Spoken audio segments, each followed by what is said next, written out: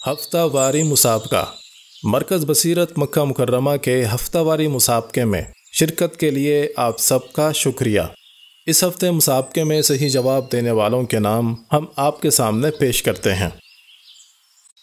आइए हम और आप सब मिलकर मक्का की मुक़द्दस सरज़मीन से अल्लाह की मुक़द्दस किताब की तालीमात को आम करने के लिए नबी अकरम सल्लल्लाहु अलैहि वसल्लम की सीरत तय्यबा को लोगों तक पहुँचाने के लिए, दीन इस्लाम से लोगों को वाबस्ता करने के लिए दौर हाजिर के मुताबिक दावती व तालीमी मिशन को सोशल मीडिया के ज़रिए आगे बढ़ाने के लिए और सही मालूमात को फ़राहम करने के लिए मरकज़ बसीरत के सोशल मीडिया प्लेटफॉर्म से जुड़ें और इसको आम करें। अल्लाह इस कार खैर में हम सब को शरीक होने की तौफीक अता फ़रमाए।